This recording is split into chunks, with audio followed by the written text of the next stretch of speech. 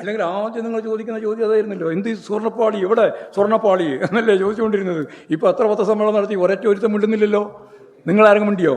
ഇപ്പോൾ ഇമാതിരി ചോദ്യമല്ലേ ചോദിക്കുന്നത്. കാരണം എന്താ? കട്ടോനും കള്ള മുതൽ കിട്ടിയാണ് ഒരേ ഒപ്പം ചേർന്ന് സോണിയാഗാന്ധിയെ പോലെ ഒരിക്കലും സാധാരണ കാണാൻ സാധിക്കാത്ത ഒരാളെ എംപിയും കോൺഗ്രസ് നേതാക്കന്മാരും ഉൾപ്പെടെ ദേവസ്വം ബോർഡ് പ്രസിഡന്റ് ഉൾപ്പെടെ അന്നത്തെ എന്തുകൊണ്ട്, എങ്ങനെ, ആരുടെ സഹായത്താൽ കണ്ടു എന്നത് ഇന്നേ വരെ നിലപാടില്ലല്ലോ. അത് വന്നപ്പോഴാണ് കോൺഗ്രസ്സുകാർക്ക് പിന്നെ ഈ ചർച്ച അധികം വേണ്ട തീരുമാനിച്ചത്.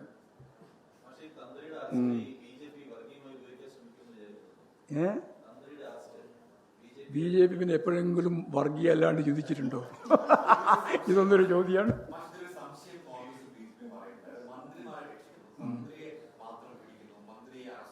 തന്ത്രിയെ പിടിക്കാൻ പാടില്ലെന്നാ അവരോട് ചോദിക്കണ്ട, നിങ്ങൾ എന്നോട് ചോദിക്കുന്നു. അത് അവരോടല്ലേ ചോദിക്കേണ്ടത്. ആ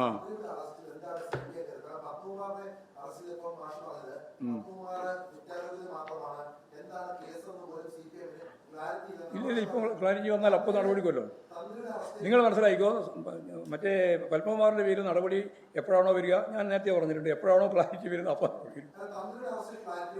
ഓ, കൃത്യമായിട്ട് ക്ലാരിറ്റി ഞങ്ങൾക്കല്ലാതെ അവർക്കായിട്ടുള്ളത്, അതുകൊണ്ടല്ലേ പിടിച്ചത്.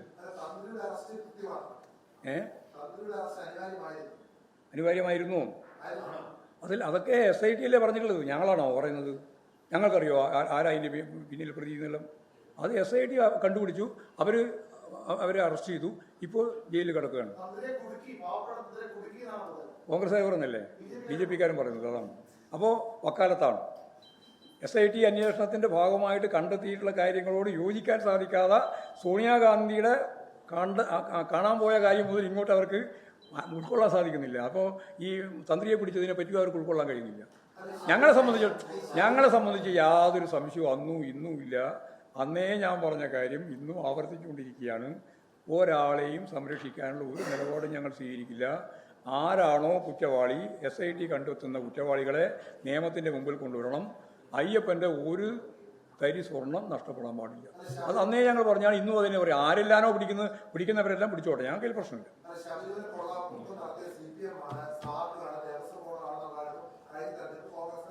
അതന്നെ അതാ പറഞ്ഞുകൊണ്ടിരുന്നത്.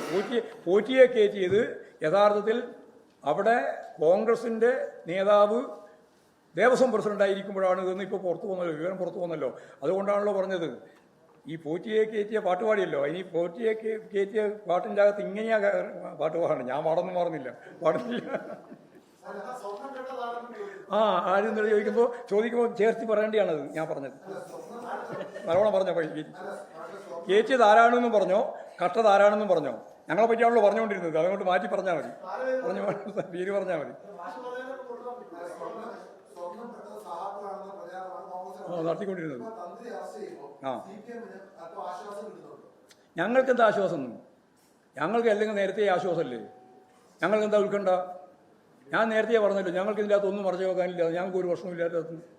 പക്ഷേ അത് കളവല്ലേ, കൊള്ളയല്ലേ നടത്തിയത്. ആ കൊള്ള കണ്ടുപിടിക്കണമെന്നല്ലേ അന്നും ഞങ്ങൾ പറഞ്ഞത്. SIT അന്വേഷണത്തിൻ്റെ ഭാഗമായിട്ട് കണ്ടുപിടിക്കുന്നതിന് വേണ്ടി വരുമ്പോൾ, ഓരോ ഘട്ടം വരുമ്പോഴും അവർക്ക് എതിരായിട്ട് വരുമ്പോഴൊക്കെ അവർ അതിനെ പ്രതിരോധിക്കുക. എന്നിട്ട് നമുക്കെതിരായിട്ട് വരുന്ന സന്ദർഭം വരുമ്പോൾ ഉടനെ ശക്തിയായിട്ട് അവരെ വെച്ച് മുമ്പോട്ടേക്ക് വരും. ഇമാതിരി അവസരവാദികളെ പറ്റി എന്ത് പറയാനാ? യെസ്, ഏത്? ഞാൻ സ്ഥിരമായിട്ട് ഈ പത്രസമ്മേളനത്തിൽ പറഞ്ഞുകൊണ്ടിരിക്കുന്ന ഒരു കാര്യമുണ്ട്. എന്താ അറിയാം? നിങ്ങൾ ആദ്യമായിട്ട് വരിക? അല്ലല്ല, കേട്ടില്ല ഞാൻ പറഞ്ഞത്. എന്നാൽ സാങ്കല്പികമായ ചോദ്യവും സാങ്കല്പികമായ ചോദ്യത്തിന് സാങ്കല്പികമായ ഉത്തരവും ഇല്ല.